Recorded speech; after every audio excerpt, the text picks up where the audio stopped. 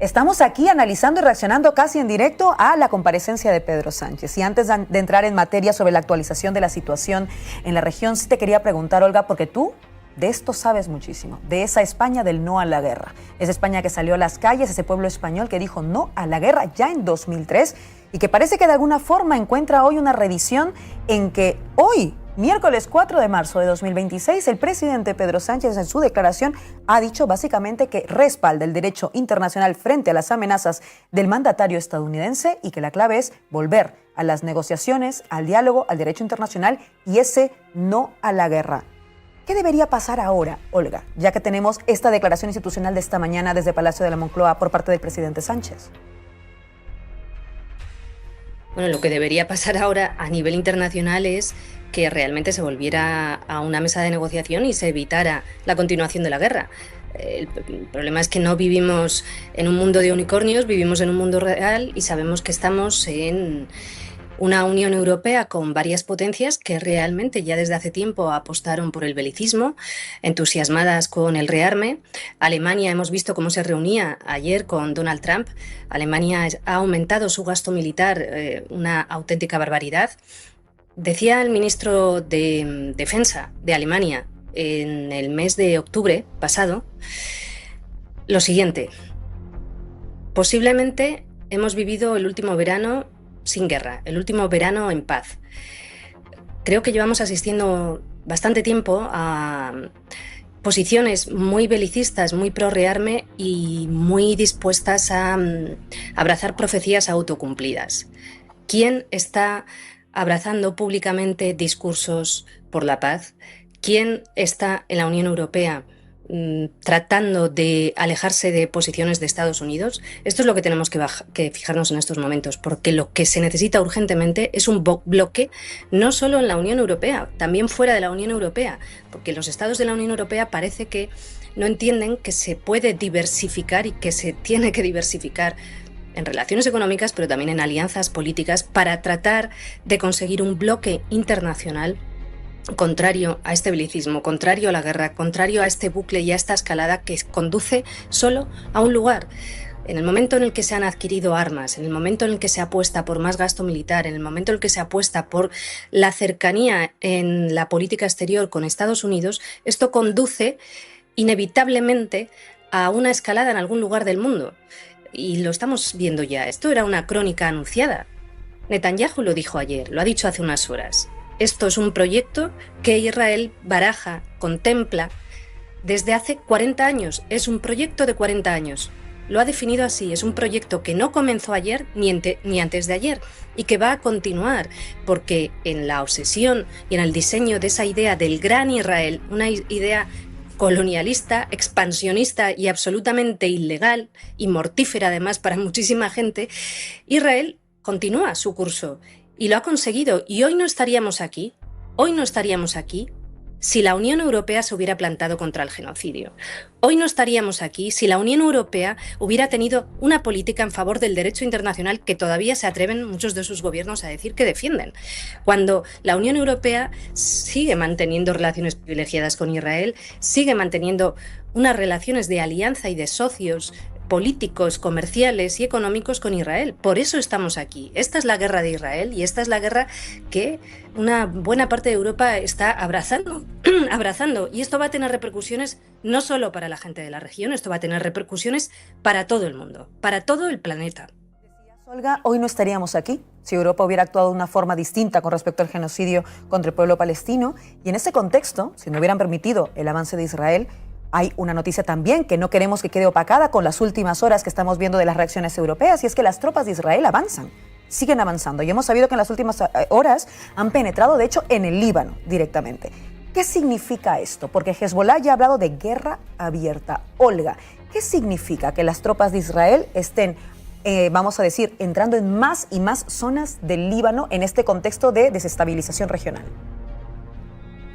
No, es que estamos asistiendo a una gran guerra en toda la región y lo que significa es que Netanyahu quiere atacar Beirut. Lo ha dicho públicamente y va a atacar Beirut. Ayer atacó Beirut porque Haret Hreit, que son los suburbios de Beirut, es Beirut también. Y en la idea colonial y expansionista e ilegal de Israel, Líbano está entre sus objetivos como parte de ese gran Israel, que para ello tiene que producirse pues, más anexiones ilegales, más ocupación o más control o más instalación de gobiernos títeres a través de la guerra, porque es a través de la guerra como Israel consigue lo que el derecho internacional le niega. Marco Rubio fue muy aplaudido, con gran entusiasmo recientemente en Múnich, por dirigentes europeos. ¿Qué aplaudieron? Aplaudieron un discurso colonialista en el que apelaba al papel colonial de Occidente de los últimos 500 años. Eso es lo que se aplaudió y esto es lo que está ocurriendo en Oriente Próximo.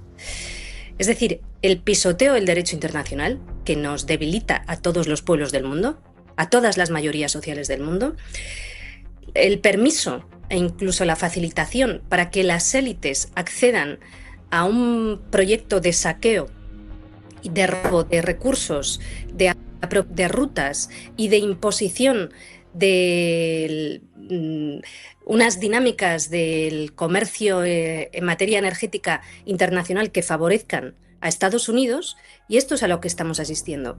Y no comenzó ayer y no comenzó con el genocidio, también comenzó antes. ¿Qué pasó con Ucrania?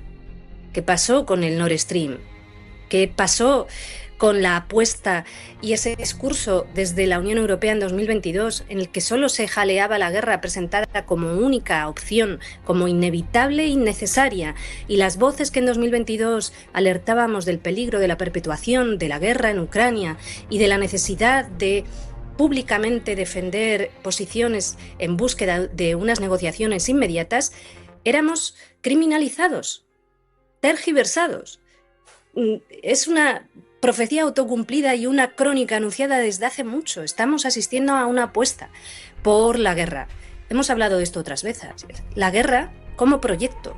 Y cuando hablo de guerra es guerra de alta intensidad, guerra de baja intensidad, represión, control coercitivo, el negocio armamentístico y de la guerra presentado y defendido como medio para acceder al control de territorios, de recursos, de rutas de transporte y como objetivo, como fin en sí mismo, porque es a través de la guerra como, por ejemplo, un país como Estados Unidos decide seguir manteniendo un ritmo de producción y consumo vertiginoso basándose en la industria armamentística, porque esas élites no quieren buscar un plan B. El plan B que necesitan las mayorías sociales del mundo, que es un modelo diferente, que no aumente la desigualdad, como vemos y asistimos que este modelo aumenta la desigualdad, en vez de bajar, sube, y un modelo diferente que no se cargue el planeta y que no excluya a tantas bolsas de seres humanos en el mundo.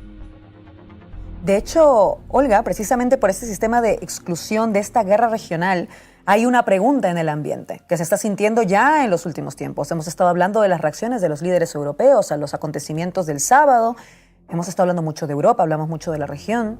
¿Hasta qué punto podríamos decir que esta ya no es solo una guerra regional? Que estamos hablando ya de, podemos decir a lo mejor, los inicios, si acaso, de una posible guerra mundial.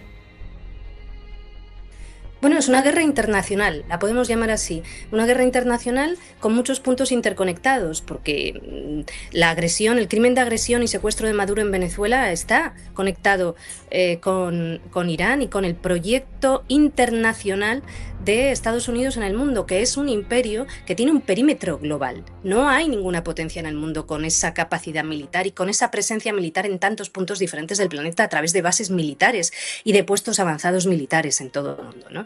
Y este es el proyecto que puede unir pues, los planes de Trump en Groenlandia con Venezuela, con sus planes para Cuba, con sus planes para el Mediterráneo, para Oriente Próximo, pero también para el Indo-Pacífico, que es lo que le obsesiona, ¿no? Esa China con una hegemonía económica que quiere paralizar, que quiere obstaculizar, que quiere mermar Trump a toda costa. Es decir, cuando se produce la agresión contra Venezuela y los bombardeos ilegales contra Venezuela el 3 de enero, Trump no oculta que busca poder acceder a los recursos petroleros de Venezuela como como el primer país del mundo con más reservas petrolíferas en todo el planeta, ¿no? No lo oculta.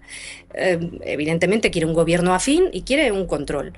Pero eso además, en su momento, y así ya lo subrayaron, lo confesaban fuentes de Washington, y también diversos analistas consideraban que se trataba también de esto, como una de las razones, como otras muchas, el poder acceder a las reservas petroleras, parte del petróleo de Venezuela, que es lo que Trump busca, de alguna manera le daba tranquilidad para poder abordar luego este ataque en Irán, que iba a generar una guerra en toda la región, ¿no? Porque, bueno, pues en su forma de trazar estrategias se concibió que asegurándose acceso a petróleo venezolano se iban a sentir más seguros cuando atacaran Irán, e Irán, como respuesta, entre otras cosas, tratara de cerrar el estrecho de Hormuz, por el que pasa el 20% del comercio del petróleo en el mundo, y también comercio de gas, y además ahí está, bueno, las mayores reservas del mundo de gas, ¿no?, que manejan Qatar, pero que también parte son de Irán. Es un núcleo que concentra muchos yacimientos energéticos y también rutas claves para su transporte a otras partes del mundo.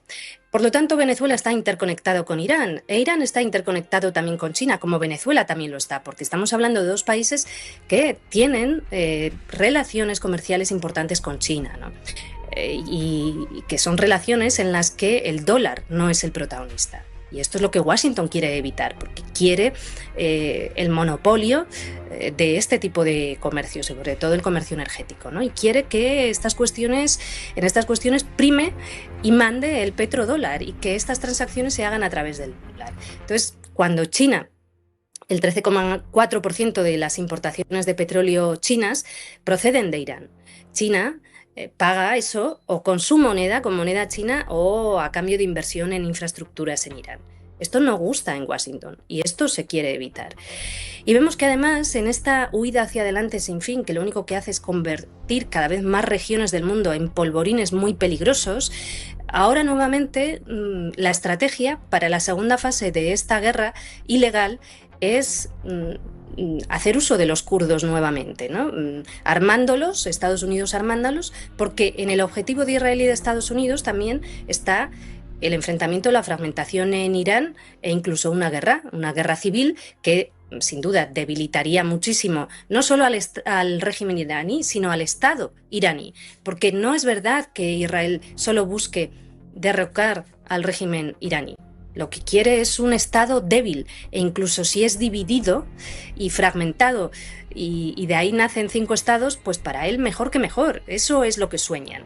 Eso es lo que se produjo en Irak de alguna manera. Irak, que además era, bueno, una potencia regional que ya fue debilitada anteriormente, porque como nada empieza hoy, pues sabemos que Estados Unidos en 1953, junto con Londres, impulsó un golpe de Estado contra el gobierno democrático iraní de Mossadegh, porque había nacionalizado el petróleo que hasta entonces explotaba principalmente Londres.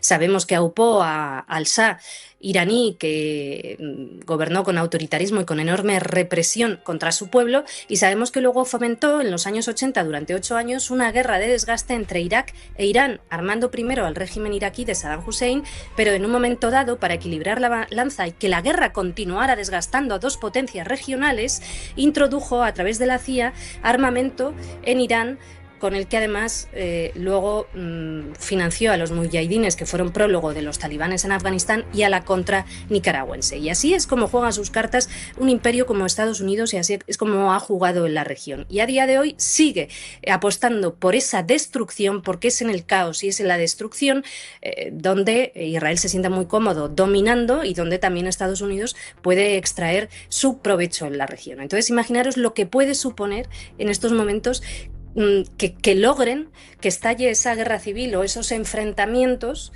en Irán. Esto sería pues el caos, que es una estrategia en sí misma, que es algo que buscan en sí mismos, y un desgaste tremendo, como ocurrió en Libia. En Libia se introdujeron armas y aquello se convirtió en un polvorín que se extendió por todo el Sahel hasta el día de hoy, donde hay grupos armados enfrentándose entre sí. Se sabe cómo comienza una guerra, pero nunca cómo termina. E incluso Irak, que que bueno, fue una destrucción absoluta, duró muchísimo tiempo, sigue a día de hoy y tuvo consecuencias además en Siria y en otros puntos de la región, no les salió como deseaban, porque lo que supuso en ese caos, en el que por supuesto pudieron hacer negocio, etcétera, una parte del territorio iraquí pasó a estar bajo una mayor influencia de Irán. Hasta hoy hay milicias proiraníes en Irak a día de hoy. Entonces este es un poco el escenario regional, el escenario actual, Laura, con una guerra que es una guerra colonial, de robo, criminal, ilegal, con muchos riesgos y muy peligrosa para el planeta.